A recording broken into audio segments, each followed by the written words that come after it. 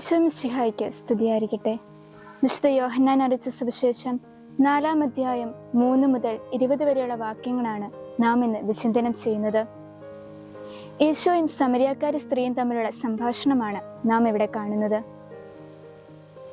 ഈശോയും സമരിയാക്കാരി സ്ത്രീയും തമ്മിലുള്ള സംഭാഷണത്തിലൂടെ അവരുടെ ജീവിതത്തിൽ വരുന്ന വ്യതിയാനത്തെയാണ് നാം ദർശിക്കുന്നത്.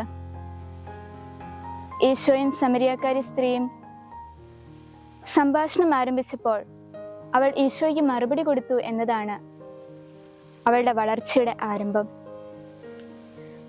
തുടർന്നുള്ള സംഭാഷണത്തിൽ ഈശോയുമായുള്ള അവളുടെ വ്യക്തിബന്ധം ആഴപ്പെടുകയും ഈശോയുടെ പ്രവാചകനായി അവൾ മനസ്സിലാക്കുകയും ചെയ്തു.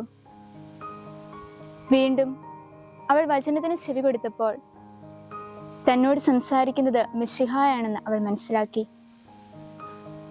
ഈശോയുമായുള്ള വ്യക്തിബന്ധത്തിലൂടെ തൻ്റെ ആത്മീയ ജീവിതത്തിൽ വളർച്ച പ്രാപിക്കുന്ന ഒരു സ്ത്രീയാണ് നാം ഇവിടെ കാണുന്നത്. 16-ാമത്തെ അധ്യായത്തില് ഈശോ അവളോട് ഇപ്രകാരം ചോദിക്കുന്നുണ്ട്, നിന്റെ ഭർത്താവിനെ കൂട്ടിക്കൊണ്ട് വരിക എന്ന്. ഇവിടെ 5 ഭർത്താക്കന്മാർ എന്നതുകൊണ്ട് ഈശോ ഉദ്ദേശിക്കുന്നത് ആ സ്ത്രീയുടെ പഞ്ചേന്ദ്രിയ സുഖങ്ങളെയാണെന്ന് സഭാപിതാക്കന്മാർ നമ്മെ പഠിപ്പിക്കുന്നു.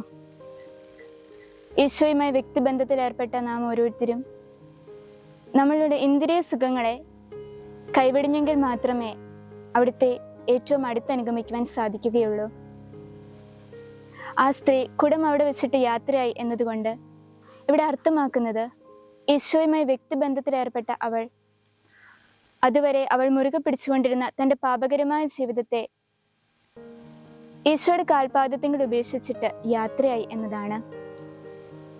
കിണറ്റിന്റെ കരയിൽ നിന്ന് യാത്രയായ അവൾ താൻ അനുഭവിച്ച മിശിഹ അനുഭവം മറ്റുള്ളവരുമായി പങ്കുവച്ചു. ഹൃദയത്തിൽ മിശിഹായെ പേറുന്നവർക്ക് തങ്ങളുടെ ജീവിത സാഹചര്യത്തിൽ മറ്റുള്ളവർക്ക് ഈശോയെ പങ്കുവച്ചു കൊടുക്കുവാൻ സാധിക്കണം. ഈശോയുമായി വ്യക്തിബന്ധത്തിലാവുകയും അവിടുത്തെ ഹൃദയത്തെ സംവഹിക്കുകയും ചെയ്യുന്നവർക്ക് മാത്രമേ ഉത്തമ പ്രേക്ഷിതരാകുവാൻ സാധിക്കുകയുള്ളൂ. സമരിയാക്കാരി സ്ത്രീ അതിനൊരു മാതൃകയാണ്. ഇതിനുള്ള കൃപയ്ക്കായി നമുക്ക് പ്രാർത്ഥിക്കാം.